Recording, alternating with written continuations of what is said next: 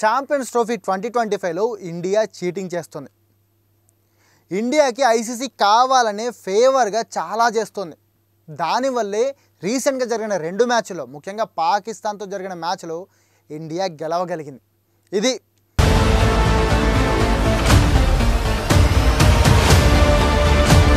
కొంతమంది ఆ Pakistan అనలిస్టులు and Pakistan cricket ఎక్స్పర్ట్లు అంటున్నమాట. వాళ్ళతో పాటు రీసెంట్గా ఆస్ట్రేలియా మాజీ కెప్టెన్, అంటే ప్రస్తుతం గాయం కారణంగా ఆస్ట్రేలియాలో కూర్చొని ఛాంపియన్స్ ట్రోఫీకి రాకుండా. ఇప్పుడు స్టీవ్ స్మిత్ ఛాంపియన్స్ ట్రోఫీలో ఆస్ట్రేలియా కెప్టెన్గా ఉన్నాడు. అయితే ఇంతకు ముందు వరకు కూడా వాళ్ళ bowler, pace bowler Pat Cummins Australia కెప్టెన్గా ఉండేవాడు. సో ఆ ప్యాట్ కమిన్స్ ఇప్పుడు ఇండియాకి ఐసీసీ కావాలనే ఫేవర్గా ఉంటుంది. ఇప్పుడున్న కండిషన్స్ తోటి ఇండియా ఈజీగా ఛాంపియన్స్ ట్రోఫీలో ముందుకెళ్లే ఛాన్స్ ఉంటుంది.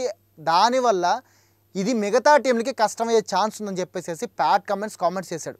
ఒక ప్యాట్ కమిన్సే కాదు, ఇంగ్లాండ్ మాజీలు నాసిర్ హుస్సేన్ లాంటి వాళ్ళు అండ్ ఇలాగే ఇంకా మిగతా టీంల వాళ్ళు, మనందరికీ తెలుసు పాకిస్తాన్ వాళ్ళు, ఎందుకంటే రీసెంట్గా ఓడిపోయారు కదా.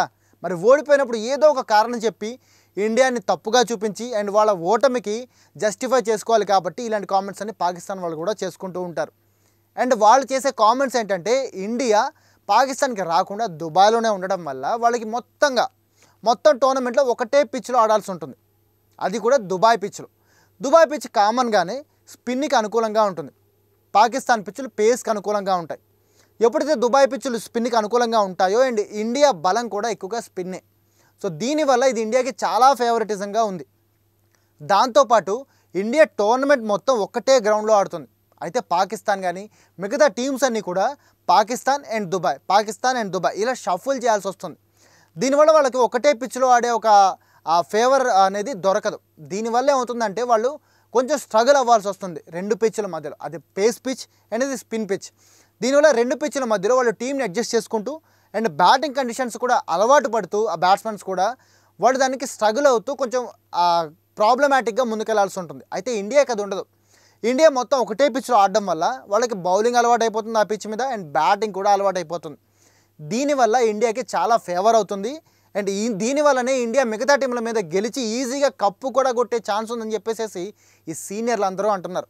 అయితే ఇక్కడ మనం ఒకటి క్లియర్ కట్గా మాట్లాడుకోవాలి. అదేంటంటే, ఇండియా పాకిస్తాన్ రాను అని ఫస్ట్ నుంచి చెప్తూనే ఉంది. ఛాంపియన్స్ ట్రోఫీ 2025 దాని షెడ్యూల్ ఇదంతా జరుగుతున్నప్పటి నుంచే చెప్తుంది. అవసరం అయితే మేము ఛాంపియన్స్ ట్రోఫీ ఆడడమే మానేస్తాం, మీరు ఆడేసుకోండి. ఎందుకంటే మాకు అక్కడ సెక్యూరిటీ థ్రెట్స్ ఉన్నాయి పాకిస్తాన్లో మా ప్లేయర్లు పాకిస్తాన్కి వస్తే వాళ్ళ ప్రాణాలకే ప్రమాదం ఉండే ఛాన్స్ ఉంటుంది. ఇండియా పాకిస్తాన్ మధ్య టెన్షన్ వాతావరణం ఎప్పుడూ ఉంటుంది. దానివల్లే మేము పాకిస్తాన్తో దాదాపు ఒక 2 దశాబ్దాల నుంచి క్రికెట్ ఆడడమే మానేసాం. బయలాటరల్ సిరీస్ కానీ ఏదైనా ట్రై సిరీస్లు కానీ ఇలా ఆడడమే మానేసాం. కేవలం ఐసీసీ ఈవెంట్స్లో మాత్రమే పాకిస్తాన్తో ఆడుతున్నాము. అండ్ పాకిస్తాన్ ఇండియాకి వస్తే పాకిస్తాన్ ప్లేయర్లకి ఎలాంటి థ్రెట్ ఉండదు. ఎందుకంటే ఇండియన్స్ ఎప్పుడు కూడా అలాంటి టెర్రరిజం పనులు చేయరు. పాకిస్తాన్ చేస్తుందని కాదు కానీ బట్ పాకిస్తాన్లో ఉండే కొంతమంది టెర్రరిస్టులు అటాక్ చేసే అవకాశం ఉంది.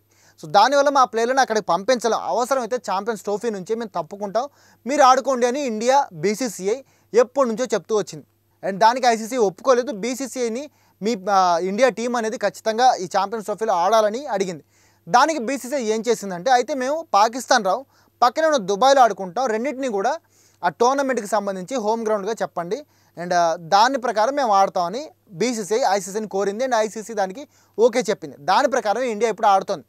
అయితే ఇక్కడ మెయిన్ పాయింట్ ఏంటంటే, మిగతా టీంలని పాకిస్తాన్ వెళ్ళాలి అని ఇండియా చెప్పలేదు. ఆ టీంలే మాకు అక్కడ ఎలాంటి సెక్యూరిటీ థ్రెట్స్ లేవు, మేము వెళ్తామని చెప్పేసి పాకిస్తాన్కి వెళ్ళాయి. మీరు కూడా ఒకవేళ ఇండియా లాగానే మాకు కూడా సెక్యూరిటీ థ్రెట్స్ ఉన్నాయి అని చెప్పి దుబాయ్లో ఆగిపోవచ్చు. దాన్ని ఎవరు కాదనలేదు కదా. లాస్ట్ టైం న్యూజిలాండ్ అండ్ మిగతా టీంలు కొన్ని పాకిస్తాన్లో ఆడడానికి లాస్ట్ మినిట్లో వెనక్కి వచ్చేసాయి, మేము ఆడలేము అక్కడ అని. ఎందుకంటే వాళ్ళు చెప్పిన రీజన్ మాకు అక్కడ సెక్యూరిటీ థ్రెట్స్ ఉన్నాయని. అదే రీజన్ చెప్పి మీరు కూడా దుబాయ్లో ఆగిపోవచ్చు కదా. మిమ్మల్ని ఆగద్దు, మీరు పాకిస్తాన్ వెళ్ళండి అని ఇండియా ఎప్పుడు ప్రెషర్ చేయలేదు. ఐసీసీ కూడా ప్రెషర్ చేయదు. ఎందుకంటే ఐసీసీ ఇండియాకి ఇచ్చిన ఫేవర్ ఏదైతే ఉందో అది మీకు కూడా ఇచ్చే ఛాన్స్ ఖచ్చితంగా ఉంటుంది. బట్ మీరు మీ ఓన్ డెసిషన్ తోటి పాకిస్తాన్ వెళ్ళి ఆడుతున్నారు. అక్కడ ఆడుతూ ఇక్కడ ఆడుతూ ఈ 2 డెసిషన్ మీదే. దీనివల్ల ఇప్పుడు ఇండియాకి ఫేవరెటిజంగా ఉంది ఐసీసీ అనడం, ఇది నిజంగా ఒక కామెడీగా ఉంది. ఇక్కడ వీళ్ళంతా అనే పాయింట్ ఇంకోటి ఏంటంటే, న్యూజిలాండ్ టీం ఏదైతే ఉందో అది నెక్స్ట్ ఇండియాతో మ్యాచ్ ఆడాలి. ఆ మ్యాచ్లో న్యూజిలాండ్ గెలవడం చాలా ఇంపార్టెంట్ న్యూజిలాండ్కి. అయితే ఇప్పటి వరకు న్యూజిలాండ్ దుబాయ్లో ఒక్క మ్యాచ్ కూడా ఆడలేదు. న్యూజిలాండ్ ఇప్పటివరకు మొత్తం పాకిస్తాన్లోనే ఆడింది. అక్కడ బ్యాటింగ్ పిచ్లకి పేస్ పిచ్లకి న్యూజిలాండ్ బాగా అలవాటు పడింది. అయితే ఇప్పుడు ఫస్ట్ టైం ఈ టోర్నీలో న్యూజిలాండ్ దుబాయ్ వచ్చి ఆడబోతోంది. ఇది స్పిన్ ట్రాక్ అండ్ బ్యాటింగ్కి అంతగా అనుకూలించిన ట్రాక్. ఇలాంటి ట్రాక్ మీద న్యూజిలాండ్ వచ్చి ఆడడం వల్ల న్యూజిలాండ్కి ఇది డిసడ్వాంటేజ్ అయిపోతుంది.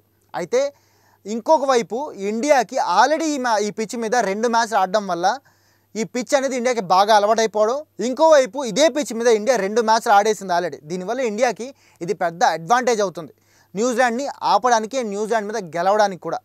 ఇది కూడా చాలామంది ఎక్స్పర్ట్స్ ఇండియాకి ఫేవర్ అవుతుంది అండ్ న్యూజిలాండ్ ఈ మ్యాచ్లో ఓడిపోయే ఛాన్స్ ఉందని చెప్పేసి వాళ్ళు కామెంట్ చేస్తున్నారు. ఇదంతా కూడా ఇండియాకి ఫేవర్ అవుతుందని చెప్పేసి వాళ్ళ ఆరోపణ.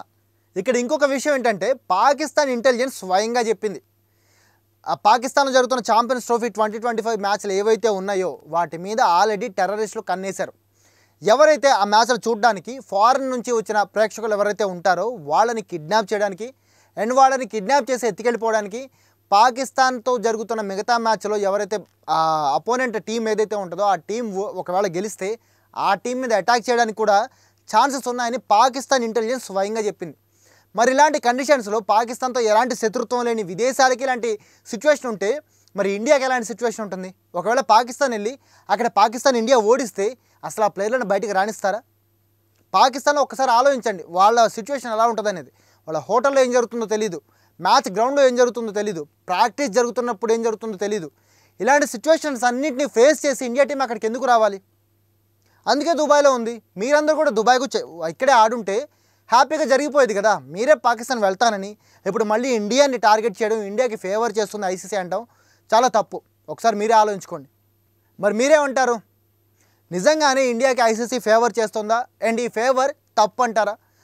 అలాగే మిగతా టీంలు ఏవైతే ఉన్నాయో ప్యాట్ కమిన్స్ కానీ, నాసిర్ హుస్సేన్ కానీ, వీళ్ళు చేస్తున్న కామెంట్స్ కరెక్టే అని మీరు కూడా అనుకుంటున్నారా? లేదంటే ఇండియా చేస్తున్న పని కరెక్టే అంటారా? కామెంట్ చేసి చెప్పండి.